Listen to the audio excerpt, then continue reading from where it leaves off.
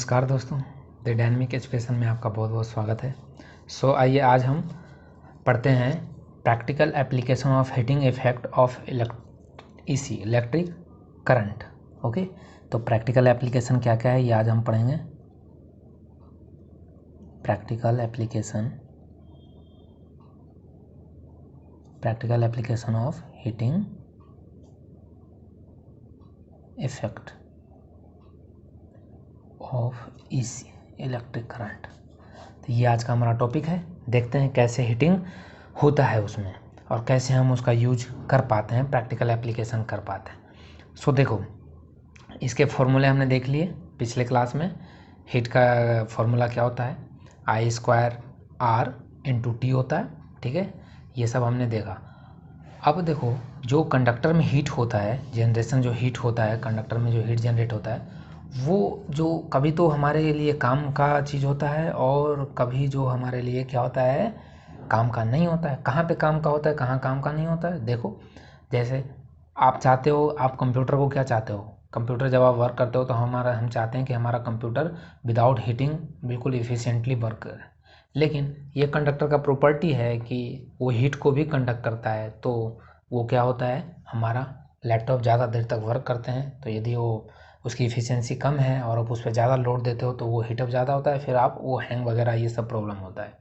इसी तरह से हमारे डिवाइस, हम चाहते हैं कि हम टीवी को देखें, अच्छे देर तक देखें और वो अच्छे एफिशिएंट वर्क करे, लेकिन वो जो हीट जनरेट होता है उसमें हीट तो जनरेशन होना ही है। ठीक है, तो वो जो हीट जनरेट हो रहा है वो अनडिजायरेबल है, जो हमारे काम का नहीं है। बट ये जब हम जानते हैं इलेक्ट्रिकल फॉर्म से, इलेक्ट्रिकल एनर्जी से जब हम किसी दूसरे एनर्जी में कन्वर्ट करते हैं तो उसमें इसके बीच में हीट का जो होता है, क्या होता है, जनरेशन होता है और वो वेस्टेज होता है। वेस्टेज का मतलब हमारे सराउंडिंग में जाकर वो मिल जाएगा। तो ये सब जो है अनडिजायरेबल है, लेकिन डिजायरेबल कहाँ है।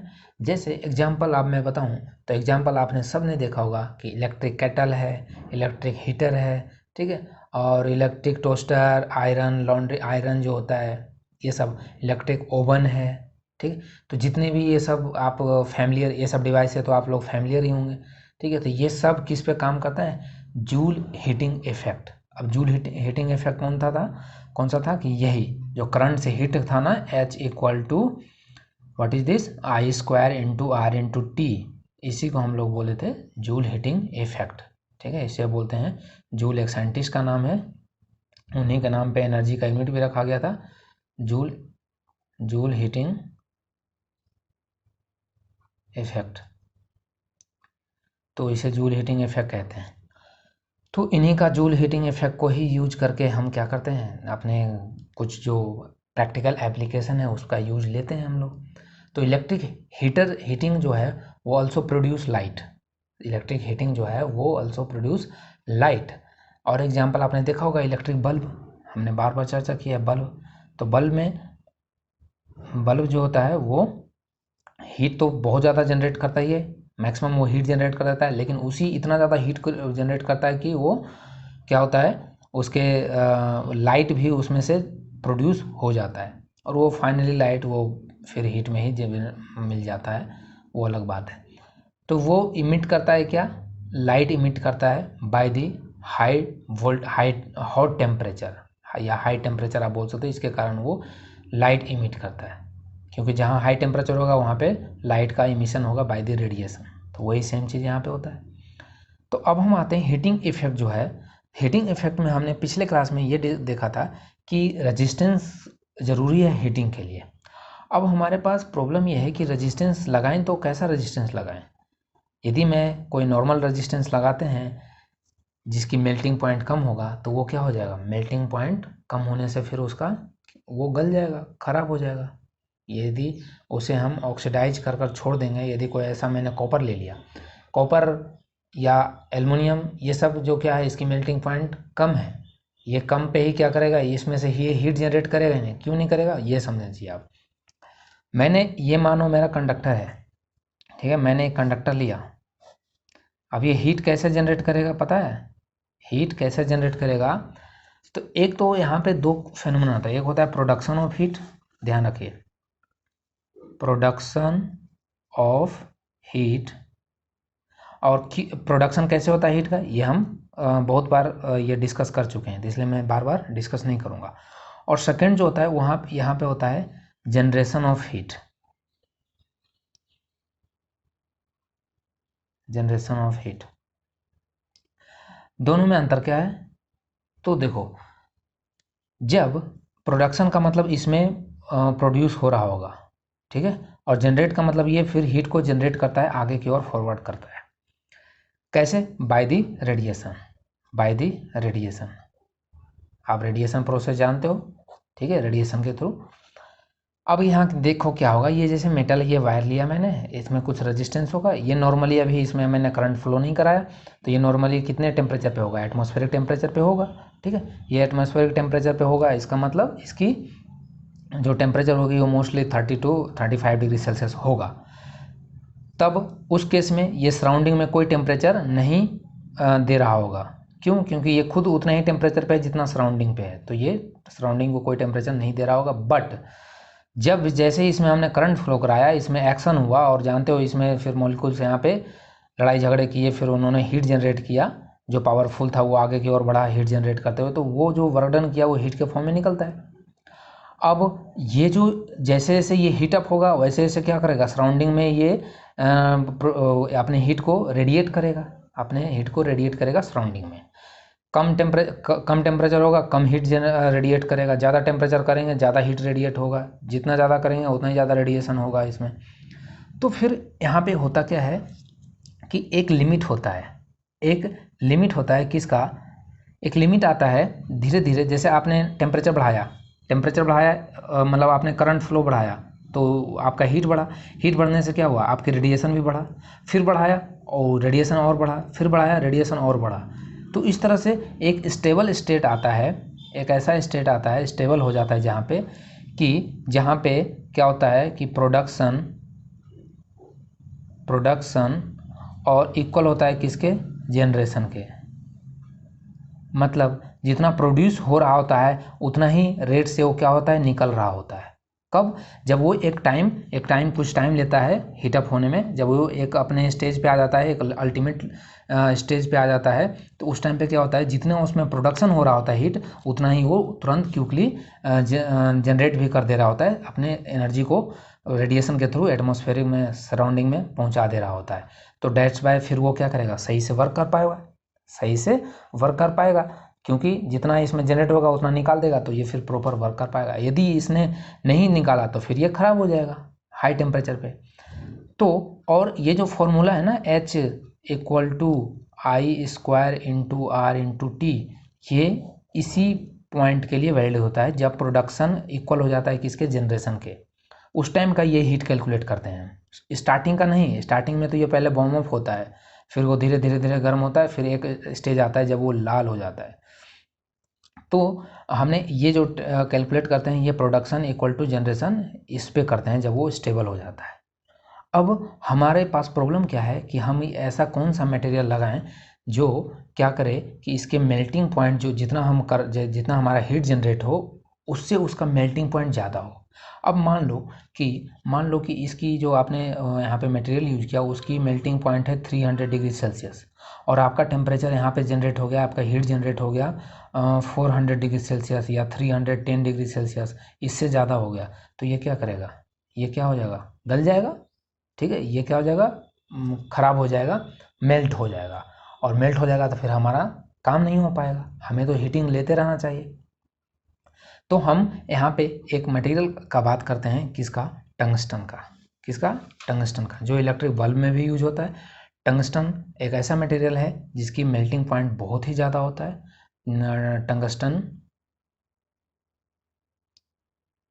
टंगस्टन की जो मेल्टिंग पॉइंट होती है कितना होती है, मेल्टिंग पॉइंट MP जो होता है वो होता है इसका 3380 डिग्री सेल्सियस, ठीक है, 3380 डिग्री सेल्सियस, ये इतना ज़्यादा इसका मेल्टिंग पॉइंट होता है। तो आप बताइए, जब हम इसको हीटिंग पर्पस के लिए यूज करेंगे, हीटिंग पर्पस के लिए जब हम इसे यूज करेंगे तो क्या होगा, कि हमारा जो हीट हमें जो जनरेशन चाहिए वो मैक्सिमम हमें 200 degree Celsius, 300 degree Celsius, 400 degree Celsius इतना चाहिए होता है। इससे ज़्यादा तो हम प्रैक्टिकली यूज़ नहीं करेंगे, ठीक है।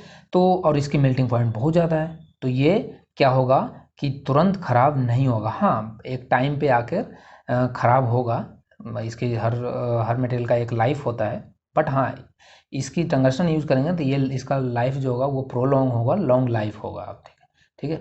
तो इस तरह से हम इसको यूज करते हैं। लेकिन लेकिन लेकिन क्या क्या इलेक्ट्रिक बल्ब में जब हम, यही कारण है कि इलेक्ट्रिक बल्ब में जब उसको भरा जाता है, बनाया जाता है, इसका फिलामेंट जब बनाया जाता है इसका, तो क्या करते हैं, इससे हम गैसेस निकाल देते हैं, एयर निकाल देते हैं, और इसमें कौन सा गैस भरा जाता है, नाइट्रोजन और आर्गन, इनर्ट गैस भरा जाता है। क्यों? क्योंकि ऑक्सीजन इसके साथ रहेगा तो टंगस्टन के साथ भी वो क्या कर देगा, ऑक्सीडाइज करके इसको भंगुर बना देगा, ब्रिटल बना देगा। ब्रिटल मतलब ये मिट्टी की तरह चूर चूर हो जाएगा, फिर ये ख़राब हो जाएगा। तो फिर हम हीटर में जब यूज़ करते हैं तो क्या होता है, हीटर में भी वो ख़राब होता है ना। हीटर में भी जो जो हीटर होता है हमारे पास, उसमें कॉयल होते हैं ऐसे ऐसे बड़े, ऐसे ऐसे घुमा घुमा सा होता है। तो ये देखते हो कुछ समय के लिए, हाँ यदि आप यहाँ पे नॉर्मल कोई मेटल यूज़ कर दोगे तो वो जल्दी ख़राब हो जाएगा, ठीक है। हो सकता है वो यूज भी नहीं हो प्रैक्टिकली, लेकिन ये होता है ख़राब, लेकिन थोड़ा समय के बाद होता है, ठीक है। क्यों? क्योंकि ये टेम्परेचर को तो सह लेता है, बस इसके प्रॉब्लम क्या होता है, ये ऑक्सीडाइज होता है, जिसकी वजह से कुछ टाइम के बाद ये ऐसा इफेक्ट हो जाता है कि ये मिट्टी की तरह भुरभुरा सा हो जाता है, ख़राब हो जाता है। ओके, तो इतना आपको समझ में आया। सो इसका मतलब मैंने यहाँ से एक चीज़ तो समझ में आया, क्या कि ये आप हीटिंग पर्पस के लिए उसी मटेरियल को आप यूज़ करोगे जो क्या करे, जिसका मेल्टिंग पॉइंट ज़्यादा हो। मतलब आपका यदि हीटिंग इफेक्ट, आपको हीट चाहिए मान लो 400 डिग्री सेल्सियस, तो इससे आपको मेल्टिंग पॉइंट इसका ज़्यादा रखना होगा, तो फिर ये सही से प्रॉपर वर्क कर पाएगा, ठीक है। और नहीं तो फिर ये ख़राब हो जाएगा। तो ये तो, और यही सब काम हो, यही सब जो एप्लीकेशन है, ये जो फेनोमेनन है, यही यूज किया जाता है किसमें, इलेक्ट्रिक केटल वगैरह में, हीटर वगैरह में। समझ में आया? तो इस तरह से यहाँ पे प्रोडक्शन होता है। ओके, अब एक वो जो, अब यहाँ से हमने पिछले, ये तो हमने पिछले क्लास में बता दिया था कि एक कोई भी हीटिंग पर्पस के लिए जो मटेरियल यूज़ करते हैं उसका केमिकल प्रॉपर्टी ध्यान में रखा जाता है। मतलब उसकी गुड रेजिस्टेंस होना चाहिए, ठीक है, और शुड बी नॉट ऑक्सीडाइज होना चाहिए, और melting point is very high, melting point तो हाई होना ही चाहिए। ओके, अब आते हैं हम रेटेड करंट पे, कि रेटेड करंट क्या है, ठीक है। उसके बाद हम इसका पढ़ेंगे एक और, इसका जो एप्लीकेशन है हीटिंग इफेक्ट का, इसका एक और एप्लीकेशन है। ये तो हमने पढ़ लिया किसके लिए, जब हम अपने पर्पस के लिए, वो भी अपने पर्पस के लिए यूज करते हैं, जिसका नाम है फ्यूज, ठीक है। वो हमारे एप्लीकेशन, जो हमारे जो डिवाइस है उसको सेव करता है, खुद अपने आप को सेक्रीफाई कर देता है, लेकिन हमारे डिवाइस को सेफ रखता है। अब यहाँ पे एक क्वेश्चन मेरा ये है आपसे कि यहाँ पे प्रोडक्शन ऑफ जो हीट है वो ज़्यादा होता है या जनरेशन ऑफ हीट ज़्यादा होता है? तो प्रोडक्शन ऑफ हीट क्या होता है, ज़्यादा होता है। प्रोडक्शन ऑफ हीट क्या होता है, ज़्यादा होता है, फिर वो लास्ट में आकर क्या होता है, स्टेबल हो जाता है, और उसी पे ये काउंट किया जाता है, ये कैलकुलेट किया जाता है। बल्ब में इनर्ट गैस क्यों भरा जाता है, इससे आपको पूछा जाए तो भी बता सकते हो। ओके, तो एक और अब वर्ड आता है रेटेड करंट। क्या होता है रेटेड करंट? रेटेड करंट क्या होता है बताइए। तो आप ने बल्ब पे जो हम खरीदने जाते हैं उसमें आपको दो इन्फॉर्मेशन दिया रहता है, ठीक है। दो इन्फॉर्मेशन क्या रहता है, आपको रेटेड पावर दिया रहता है, मतलब रेटेड करंट का मतलब वो करंट जो आपका घर में यूज है, जो जिस पे आपके सारे एप्लीकेशन वर्क कर रहे हैं, वो आपका रेटेड करंट हो गया, ठीक है। तो इसी तरह से जब बल्ब आप खरीदते हो तो बल्ब पे देखिएगा उस पर रेटेड पावर लिखा रहता है। रेटेड पावर, जैसे आपने 60 वाट का आपने खरीद के लाया, ठीक है, 60 वाट या 100 वाट मान लो, हमारा जनरल हमने वो येलो वाला बल्ब जो देता है, लाइट देता है, वो हमने खरीद के लाया 100 वाट मान लो। ओके, और उस पर रेटेड वोल्टेज लिखा रहता है, रेटेड वोल्टेज।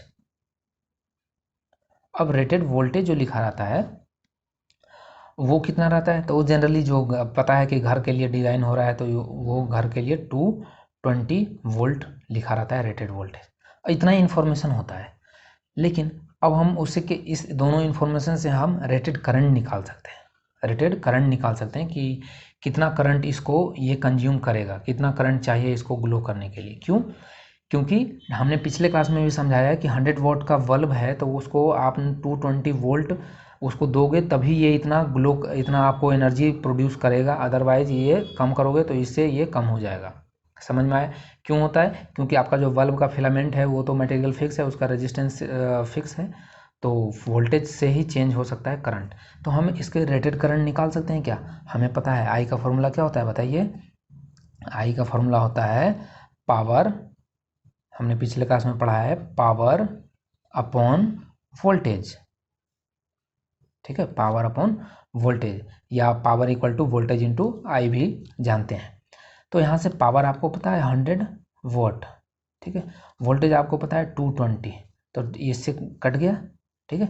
इसको जब आप कैलकुलेट कीजिएगा तो कितना आएगा, इसको जब आप कैलकुलेट कीजिए तो कितना आएगा, इसको आप ऐसे लिख लीजिए 10 और 11 इंटू 2 लिख लेंगे तो ये 5 बार में चल जाएगा, मतलब 5/11 और शॉर्ट कर लिया हमने।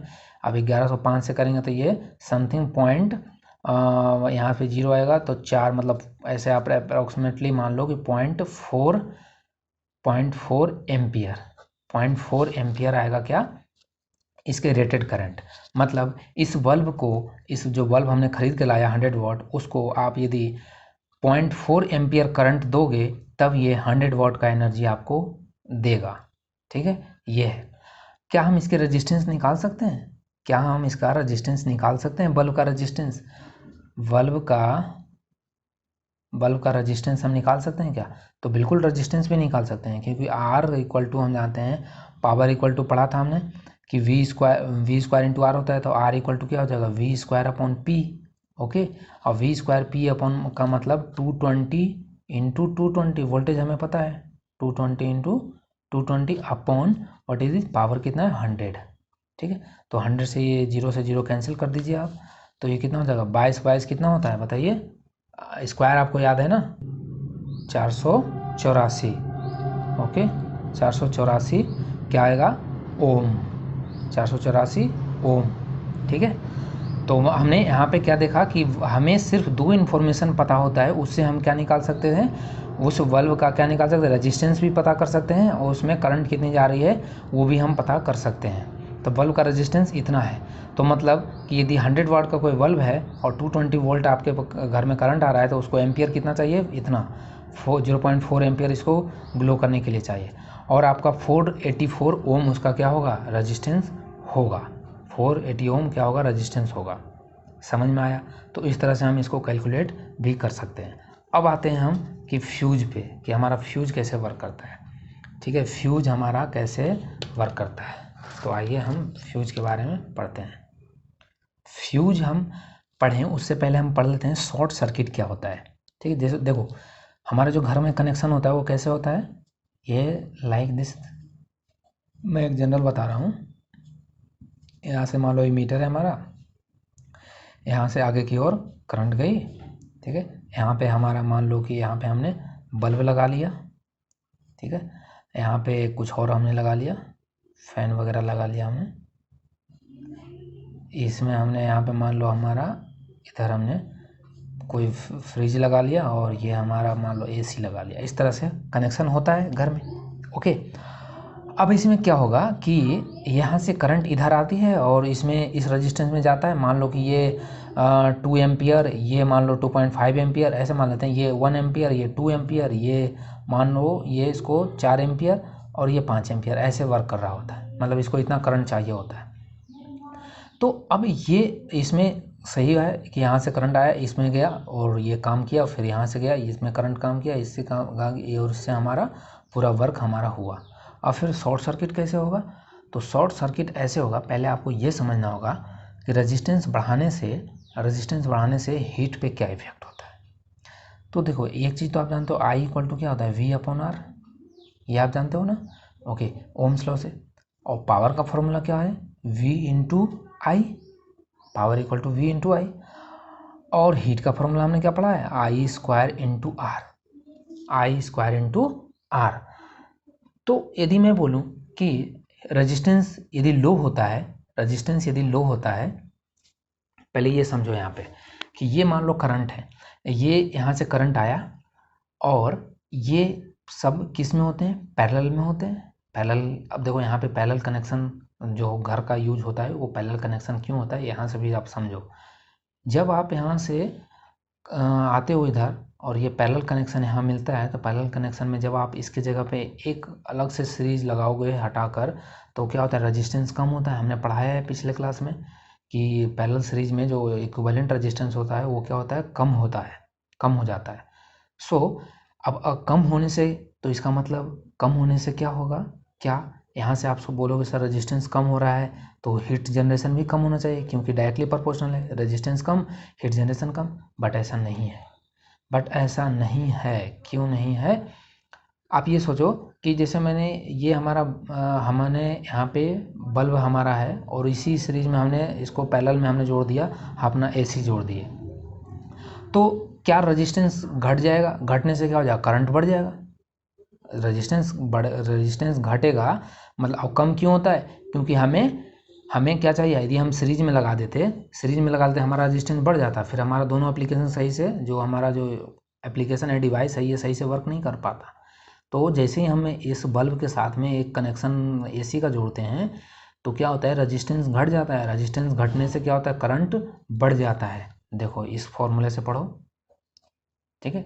रेजिस्टेंस यदि घटेगी तो आप समझो कि रेजिस्टेंस लो हो रहा है, मतलब वोल्टेज में कोई नंबर कम नंबर से डिवाइड होगा, और किसी भी नंबर में यदि आप कम नंबर से डिवाइड करोगे तो आई क्या होगा, बराबर वो बढ़ेगा, क्योंकि वोल्टेज क्या होता है 220 वोल्ट, मान लो ये फिक्स है 220 वोल्ट आता है, ठीक है। अब आपका रेजिस्टेंस, एक रेजिस्टेंस आपका 4 है और एक रेजिस्टेंस आपका 2 है, तो वैल्यू किस में करंट का ज़्यादा होगा, जब 2 से इसको डिवाइड करेंगे तब, क्योंकि 2 से डिवाइड करेंगे तो ये आ जाएगा 110, और 4 से करेंगे तो कम आएगा। तो मतलब रेजिस्टेंस कम करने से करंट क्या होता है, ज़्यादा होता है। बट यहाँ पे फिर ये इफ़ेक्ट जो है, यहीं पे जो मेन कॉन्सेप्ट है, इसको समझना ज़रूरी है। यहाँ रेजिस्टेंस कम करने से करंट तो ज़्यादा हो गया, लेकिन यहाँ पर रेजिस्टेंस कम करने से हीट तो डायरेक्टली प्रोपोर्शनल हो रहा है। तो हम बोलेंगे कि क्या हम रेजिस्टेंस को यदि 2 गुना कम कर देते हैं तो हीटिंग इफेक्ट 2 गुना कम हो जाएगा? नहीं, गलत। क्योंकि जो रेजिस्टेंस वाला जो इफेक्ट है वो इसके करंट के कंपेयर में कम डोमिनेंट होता है, मतलब इसका जो इफेक्ट है वो कम पड़ता है करंट के हिसाब से। क्यों? देखो, आप जब रेजिस्टेंस को घटाते हो, मान लो कि आपने 3 गुना रेजिस्टेंस को घटा दिया, तो करंट क्या हो जाएगा, 3 गुना बढ़ जाएगा। करंट क्या हो जाएगा, 3 गुना बढ़ जाएगा। अब करंट जबकि 3 गुना बढ़ जाएगा, तो करंट तो 3 गुना बढ़ जाएगा, लेकिन हीट में क्या होगा, हीटिंग इफेक्ट में क्या होगा कि ये जो आई है वो स्क्वायर है। हीट जो होता है वो डायरेक्टली प्रोपोर्शनल किसका होता है, आई के स्क्वायर का। तो यदि आपका करंट 3 गुना बढ़ गया तो हीटिंग इफेक्ट जो है 9 गुना बढ़ जाएगा, क्योंकि स्क्वायर करोगे तो 3 3 9 हो जाएगा, ठीक है। और रजिस्टेंस आपका घटा कितना है, 3 गुना ही घटा है। आपका रजिस्टेंस कितना घटा है, 3 टाइम्स ही घटा है। मतलब पहले आपका 6 था, तो अब क्या हो गया, अब 2 हो गया। लेकिन ये तो बढ़ गया ना, पहले ये क्या था, आई स्क्वायर था। अब मान लो पहले आई था, अब कितना होगा, 9 टाइम्स हो गया, 9 टाइम्स हो गया। तो ओवरऑल क्या हुआ, हीटिंग इफेक्ट ज़्यादा ही होता है। हीटिंग इफेक्ट क्या होता है, ज़्यादा होता है। रेजिस्टेंस कम करने से हीटिंग इफेक्ट क्या होता है, ज़्यादा हो जाता है, हीट ज़्यादा जनरेट हो जाता है। अब देखिए वही एप्लीकेशन यहाँ पे चाहिए कि मान लो कैसे, कि आपका जो ये जो एप्लीकेशन है ये ख़राब हो गया। आपका जो ये एप्लीकेशन है, ये जो डिवाइस है, ये आपका ख़राब हो गया, या इसके स्विच में कोई प्रॉब्लम आ गया, या स्विच में कुछ भी डिफेक्ट आ गया, जिसके कारण यहाँ पे क्या हुआ, इसमें ये जो काम करना बंद कर दिया, ये काम करना क्या कर दिया, बंद कर दिया, या आपका बल्ब फ्यूज हो गया, कुछ भी हो गया। अब जब ये काम करना बंद कर दिया तो करंट इधर से आएगा और इसको इधर आना है, वापस से इस सर्किट को पूरा करके इधर से आना है, इधर से आकर, ओके। तो करंट की फितरत क्या होती है, करंट चाहता है कि हमको सीधा डायरेक्शन मिले, हमें क्या मिले, सीधा डायरेक्शन, हमें कोई बीच में अड़चन ना डाले। ये सबका फितरत होता है, एक इंसान का भी फितरत होता है, तो ये भी यही चाहता है। तो ये पहले यहाँ आएगा और क्या देखेगा कि अरे इधर तो रेजिस्टेंस मिल ही नहीं रहा है, क्योंकि ये डिवाइस ख़राब है, किसी भी वजह से ख़राब है, इसको इधर रेजिस्टेंस मिल ही नहीं रहा है। ये इधर की ओर फ्लो करना स्टार्ट करेगा, ये इधर की ओर फ्लो करना स्टार्ट करेगा, और ये जैसे ही इधर की ओर फ्लो करेगा, मतलब ये रेजिस्टेंस क्या हो गया, इसको कम मिल, यहाँ पे रेजिस्टेंस है ही नहीं, तो रेजिस्टेंस क्या हो गया, कम हो गया। रेजिस्टेंस क्या हो गया, कम हो गया पूरे सर्किट में। और रेजिस्टेंस कम करते हैं तो हीटिंग इफेक्ट क्या होता है, ज़्यादा होता है, और बहुत ज़्यादा होता है रेजिस्टेंस कम होने से। समझ में आया? तो रेजिस्टेंस कम होने हीटिंग इफेक्ट ज़्यादा होगा और इतना ज़्यादा हीट यहाँ पे जनरेट करता है कि वायर जो होता है, वायर इतना ज़्यादा हीटअप होता है कि वो अपने मेल्टिंग जो उसका जो पॉइंट होता है, मेल्टिंग पॉइंट, उससे भी ऊपर चला जाता है और वो जो उसके अंदर कवर लगा रहता है उसको इतना ज़्यादा हीट करता है कि उसमें आग लग जाती है, उसमें आग लग जाती है। और ये ही आग लग जाता है तो हम इसको क्या बोलते हैं, जैसे अब इस करंट को सर्किट पूरा करके आगे की ओर जाना था, आगे की ओर जाना था, लेकिन ये यहीं से यहीं घूम गया, तो ये क्या कर दिया, इसने शॉर्टेस्ट डिस्टेंस ट्रेवल कर लिया। ये शॉर्टेस्ट, देखो करंट का फितरत होता है, जो चार्ज का फितरत होता है वो शॉर्टेस्ट डिस्टेंस ट्रेवल करना चाहता है, तो ये इधर फ्लो कर गया, तो इसलिए हम इसको बोलते हैं शॉर्ट सर्किट। ठीक है, इसे हम बोलते हैं शॉर्ट सर्किट। अब मान लो कि ये वाला डिवाइस ख़राब हो गया आपका, मान लिया मैंने ये डिवाइस ख़राब हो गया, तो ये डिवाइस ख़राब हो गया तो ये इधर आएगा और ये जैसे आएगा तो ये आगे जाना नहीं चाहेगा क्योंकि इसको रेजिस्टेंस इधर कम मिल रहा होगा, इधर रेजिस्टेंस क्या मिल रहा होगा, कम मिल रहा होगा, तो फिर इसको ये इधर से फ्लो करेगा और ये क्या कर देगा। अब शॉर्ट सर्किट क्यों होता है, क्योंकि हमने बताया है कि कोई भी चार्ज से आप बैटरी या चार्ज से आप तभी काम ले सकते हो जब आपके बीच में कोई रजिस्टेंस आएगा। ठीक है, यदि रेजिस्टेंस नहीं आएगा तो वो क्या करेगा, सीधा प्लस, ये प्लस है और ये माइनस है, इसको डायरेक्ट यदि वायर से जोड़ दोगे तो वो क्या करता है, स्पार्क करता है, शॉर्ट सर्किट कर देता है, शॉर्ट सर्किट कर देता है। समझ में आया? क्योंकि क्यों करता है, आप खुद सोचो, इसको पहले सोचो फिर मैं बताता हूँ। सोच लिया? देखो अब जब यहाँ शॉर्ट सर्किट होने का कारण क्या है, आप इसको पहले प्रैक्टिकली समझो कि होता क्या है। जैसे आपने किसी बंदे को घर से भेजा, पावरफुल खाना वाना खिला के भेजा कि जा तू काम करके आ, और वो कहीं गया नहीं, सीधा आया, बोला मेरे से तो काम हुआ ही नहीं और ये आ गया, तो आपको गुस्सा आता है, गुस्सा आता है ना। बिल्कुल इसी सेम चीज़ यहाँ भी होता है, मटेरियल के साथ भी होता है। ये बैटरी है, ये चार्ज है, इसके पास एनर्जी है, इसने यहाँ से चार्ज को भेजा कि जा बाबू काम करके आ, ठीक है, लेकिन बाबू तो गया और इधर कहीं कहाँ चला गया, मटर गश्ती करने में चला गया, पूरा मस्ती करके आया, कोई काम करके नहीं आया। और जैसे ही आया तो बोला, ये पूछा अब तू थका है, बोला मेरे पास तो मैंने कोई काम ही नहीं किया, मैंने कोई काम किया ही नहीं। तो ये सेम जितना लेकर गया वही आकर यहाँ पे क्या कर दिया, वही यहाँ पे लेकर आया, मतलब कोई वर्क डन करके नहीं आया बीच में, तो ये क्या करेगा, सेम पावर क्या करेगा, ये दोनों वहाँ पे गुस्सा पैदा करेगा और स्पार्क कर देगा। ठीक है, दोनों में तनातनी हो जाएगा, गुस्सा हो जाएगा और फिर वो ब्लास्ट करेगा, स्पार्क करेगा।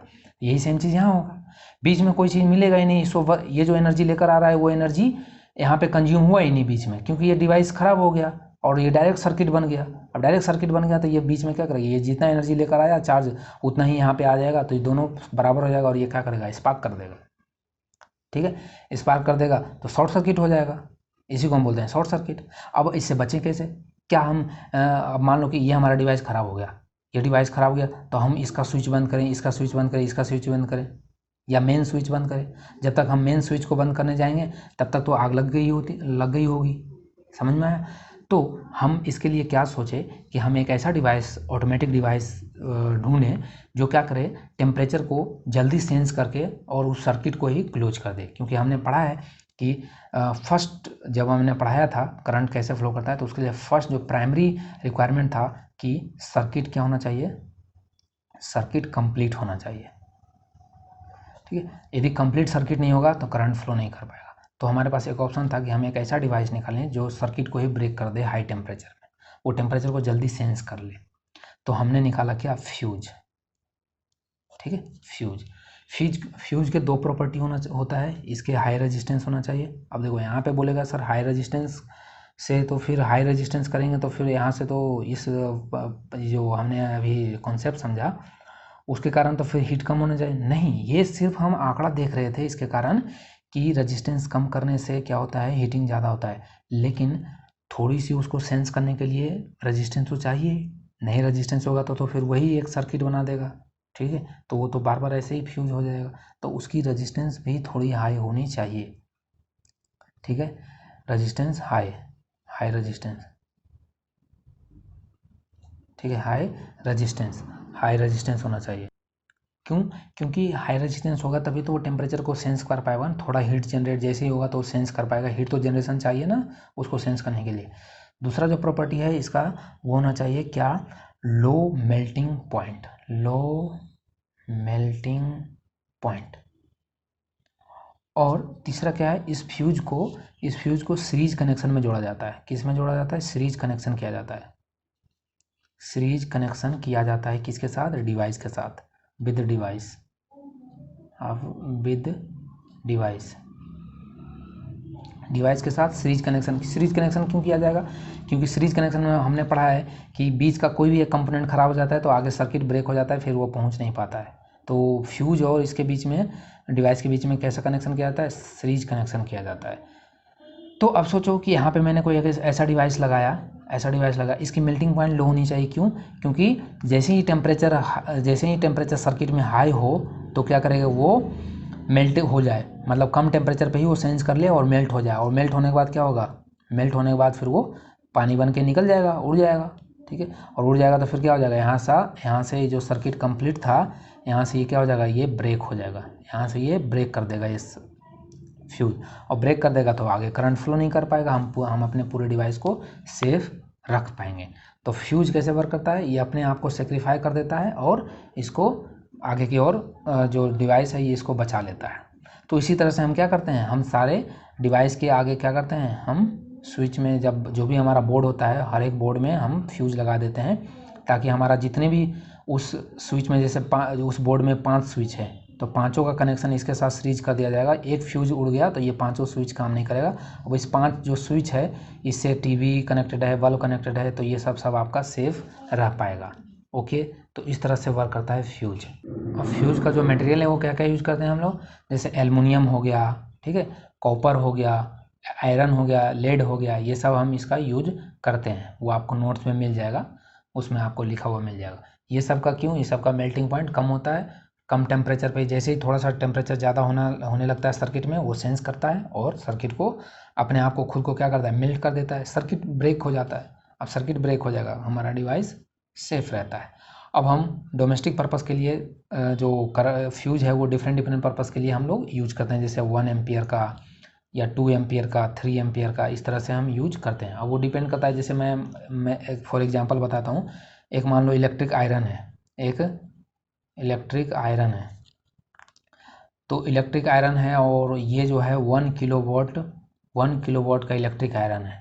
और ये वर्क करता है कितना पे, 220 वोल्ट पे वर्क करता है, क्योंकि घर में इतना ही आ रहा है, ठीक है। ये 220 वोल्ट पे वर्क करता है। ओके, तो ये 1 किलोवाट इसकी पावर होगी, ठीक है, और ये वोल्टेज हो गया। तो हम करंट निकाल सकते हैं।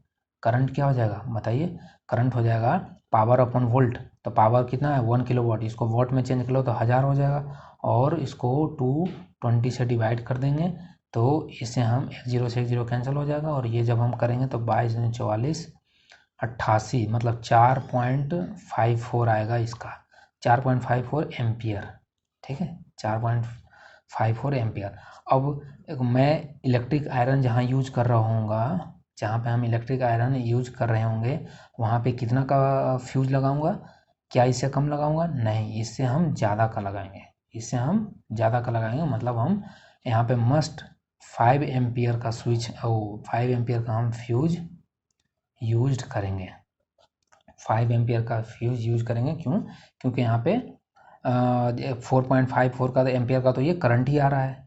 तो हम यदि इससे कम लगा देंगे तब तो फिर हमारा जो आयरन का जो वर्किंग करंट है उससे कम पे ही क्या कर देगा, ये फ्यूज कर देगा। जैसे ही हम लगाएंगे तो हम 5 का लगाते हैं कि भाई 5 से ज़्यादा यदि हो गया ना तब तुम फ्यूज हो जाना, ताकि हमारा इलेक्ट्रिक आयरन सेफ रह पाए। तो इस तरह से हमारा सारा सिस्टम वर्क करता है इलेक्ट्रिक घर का, ठीक है।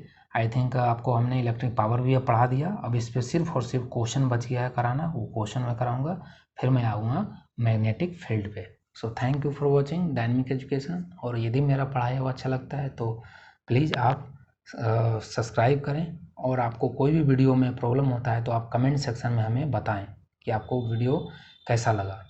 Okay, thank you.